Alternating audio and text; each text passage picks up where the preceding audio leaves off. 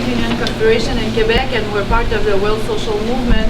One thing I wanted to comment is that hopefully we can revive the worldwide peace movement, and hopefully the World Social Movement Forum can be a moment for that, because like you were commenting on the amount of refugees we had in Canada, and it was impressive. But and when we had the picture of alien child on the beach, everybody was crying out for let's accept refugees. And a couple of weeks after you had the Paris attack, and everybody was saying we don't want to accept any terrorists within these refugees. And we had Islamophobic movement since many years now, and I won't enter into the details for that, but we need to get this movement also up there everywhere in the world. And I want to also to say that regarding Saudi Arabia, we did a big job in Quebec with Raif Badawi because his family is in the region, and that helped a lot. And I can tell you, almost everyone in Quebec knows about Raif Badawi because many organizations have proven their support for that, and Amnesty International did an excellent job on that and did really advance the situation, and it went up to the critics with the Canadian government that sell this big, I think 15 or 25 billion contract of arms. So anyway. Thank you. Marilyn? In regards to the fact that one of the largest collaborative efforts in the climate march was those against war and against the kind of nuclear buildup that we see. I believe Section 4, and George helped the court get that together. I also think in the organizing, I'm always amazed that we talk about collaborating. You know, in the community where I come from, they're ready. It's just that the peace folks don't come there.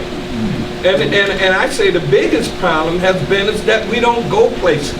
We talk about who we want and that we want, but we do not go to those communities because I argue very much so and really strongly that we were very comfortable. When we had the great numbers, we didn't have to worry about having nobody else. We felt pretty good. We're thinning out now. Now we're saying, where is everybody?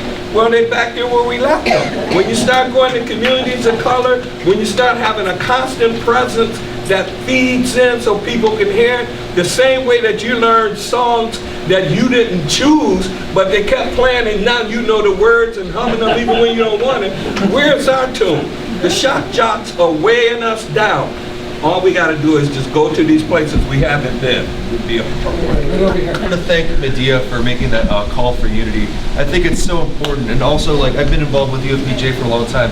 I became pretty much an organizer and activist because of the event that you talked about in 2003, where I came up with a group of students that I met in Florida. That's where I lived at the time, and I became an organizer on the bus ride home. I didn't know I was going to become one.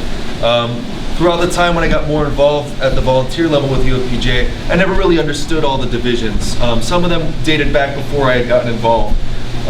So my point of view has always been, how do we work with people, even if we had a bad relationship in the past, how do we forge ahead and find points of commonality and unity?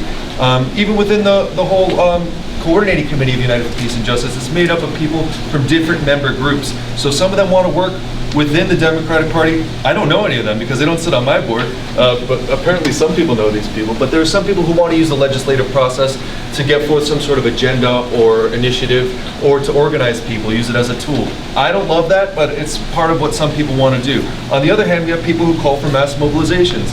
I'll tell you, just from, in terms of reviving the peace movement, what I've been doing as part of my job, we have lists. We have big lists. We have outdated lists. Some of them date back to before 2003.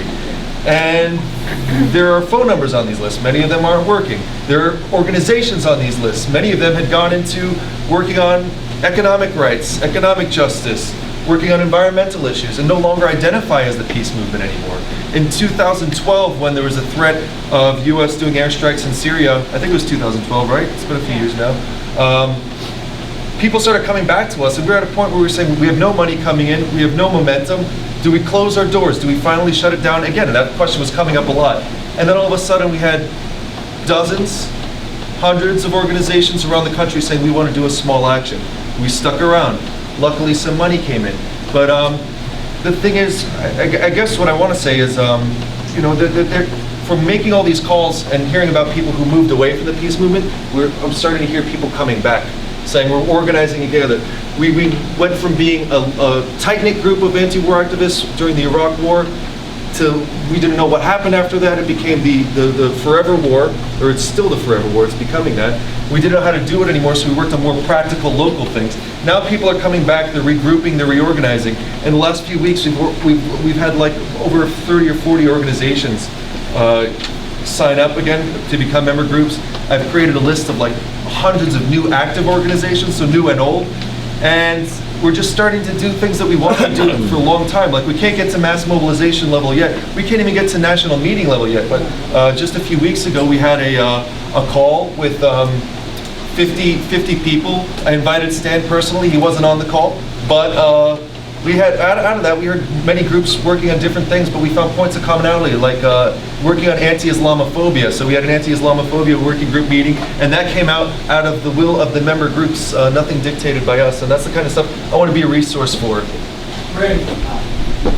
And then My name is Yusuf. I'm with the Global Campaign of Solidarity with the Syrian Revolution. And I think it's great that so many people here raised their hands when Medea asked who had been working on Palestine. And I saw the majority of the room raise their hand. And I wanted to share something that a Palestinian from Jerusalem, an activist, a great activist, wrote recently about the Syrian Revolution and about how the Syrian Revolution changed her.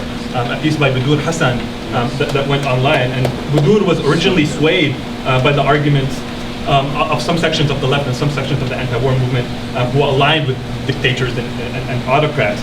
Although she never supported Assad, but she was suspicious of the Syrian Revolution, which I think was a common position among the left at the time.